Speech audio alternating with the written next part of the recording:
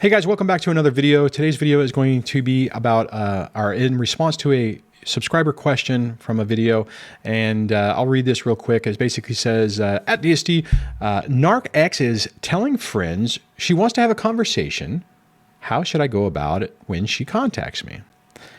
Okay, so this is, there's some things to think about. I'm going to cover three main categories of what I think is going on here and something to be cautious of. And the first thing on this is it could be completely faking an illusion. And what I mean is your ex could be turning around and saying, oh, I want to talk to him. I want to work things out. But it's part of the narrative of trying to basically, put on the thing that they're not the problem, that they're willing to work on things. They're willing to do stuff and talk about it. So the first phase on this is they say this to the friends say it to you, but it never comes to fruition. They don't actually reach out to you to do anything. So it's all part of just their illusion. Okay.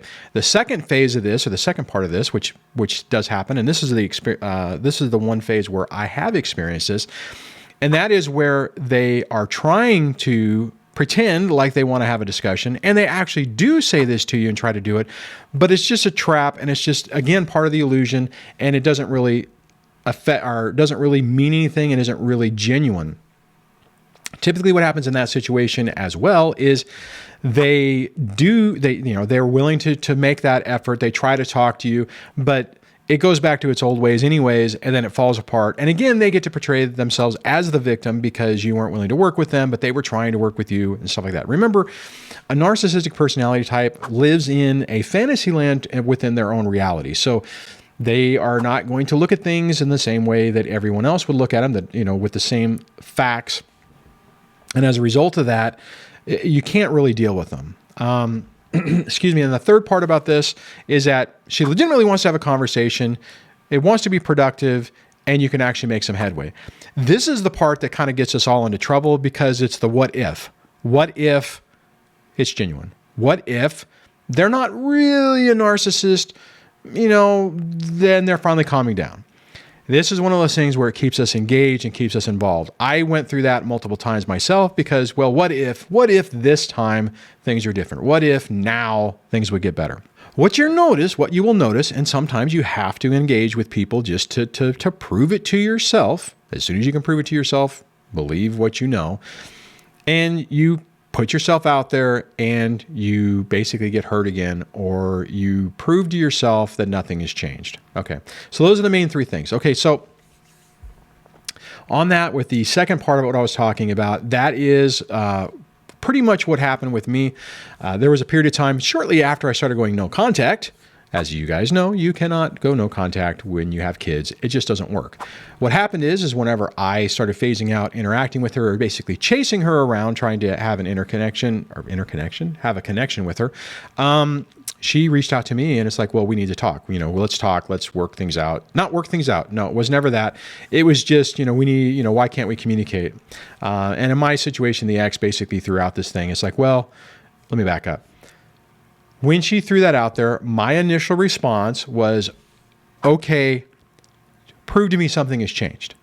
And this is what the advice I had written to this person is, if you interact with that, what you can do is say, okay, this has been a colossal Charlie Foxtrot. What exactly can you come to the table with to demonstrate that this is really something different, that it's not the same? That's what I did. I asked for a concession. I'm like, well, what are you willing to concede? Or what are you willing, what point can we have a discussion about to really show that this is different than the 3 or 4 other times that we tried this and it didn't work?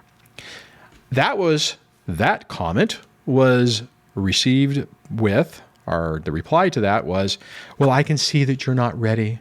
You're not ready to communicate yet, but when you are, just let me know. I'm here. I'm right here. Now, anybody who's been going through that, and maybe, as I said that, if you're still in the midst of this, that might have got under your nerves. And it got under my nerves. It was one of those things where I'm like, seriously? You're here? You know what I mean? So in that particular situation, I took a deep breath. And I said, okay, all right, fine. Let's talk. What do you want to talk about? And then she proceeded to tell me about what she was making for dinner and her homework. And I'm like, are you freaking kidding me? I did not want to have chit chat with her. That was not what I was hoping for. I think in my situation, that was her attempt to hoover, right? People hoover in different ways. Some people apologize. Some people do whatever. But that was the thing. It was trying to test the waters to see what type of interaction I was willing to have with her and to see how much control she would have. I think what she expected is that she was going to be able to go back to her old thing, talk about superficial stuff. I would be, oh my God, I am so lucky, and, be smitten again and fall back in line, and the power dynamic would go back to the way it was. Okay, so the main thing on this is going back to the question is how should I go about it when she contacts me? Have your guard up. Don't go in blind. You need to be, I'm assuming that this person is new in the process. So be cautious of your own vulnerabilities. The one thing that's really tough for us is that we are connected to these people. They have a tremendous amount of influence and pull on us. I know we would all like to say or like to think and believe that that's not the case, but we all need to be honest with ourselves and understand that there is an emotional connection. We wouldn't be in this mess. You guys wouldn't be at this channel if you weren't connected in that way and dealing with the toxic nature of this crap and going through the rumination and everything if there wasn't. So be honest with yourself about it. That's a really critically important, because if you've had some separation, if you've had some success with no contact or hybrid no contact, and you're feeling like your desk is getting ready to vibrate. God, I hate it when it does that. I always forget to mute everything and turn everything off, and then things start going off. I digress. My point is that if you need to be aware so that you don't go in thinking that you're perfectly fine, you got this figured out, you got them figured out, and then if they don't show their the mask doesn't drop immediately, you don't want to get goat roped back in. So just that's the first part. The second part about that is you could try what I did and the other thing where you say, okay, you want to have a conversation. What olive branch are you bringing to the table? It's like, okay, you've been basically beating me, whatever, emotionally for the last 6 months. I mean, what's different? Why do I want to even engage in a conversation with you? What's the issue? Honestly, guys, if you're dealing with a toxic, narcissistic personality type, it's never going to get any better. The really tough part in our situation is getting to the point that you accept it and then you believe it, right? If I'll put a link to my mindset, it'll be at the end of the video, but I'll also put a card up. The video about absolute thinking is partly to help you get that through your head, to get that through your mind, what reality is, what you're really dealing with, so that you don't get stuck in these modes. Now, the sad part is, sad and good is once you finally, like in my situation, I absolutely believe and know what I'm dealing with. So there is absolutely no reason for me to do this anymore, right? Fortunately, she doesn't reach out to try to do anything. But even if she did, if she reached out today and said, hey, let's talk, I'm not interested in having that conversation. More than likely, I would ignore it. I wouldn't even respond to it.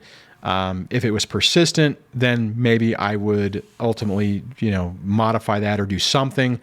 But I would go in with my guard up and be very cautious about what's going on and to try to see what the underlying the tone is of what the point of the whole conversation is. So I hope that's helpful. I know I've made some videos on this in the past.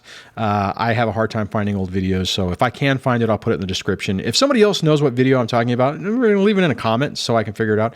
If any of you guys have some advice for this person on how they could deal with it, put it in the comments below. If you like this video, please give it a thumbs up. It helps the channel. If you like this channel and you think it's helpful for you, please consider subscribing and hitting that bell notification so that YouTube will actually tell you when I post videos. Make sure you do that for the other YouTubers that you like too, so you know when they're posting stuff. On that, like I mentioned before in the card right there, you can see the Mindset for Narcissistic Abuse Recovery playlist I have, and a video that is recommended by YouTube for you is right up here. So on that, have a great day, and I will chat with you on the next video. Take care.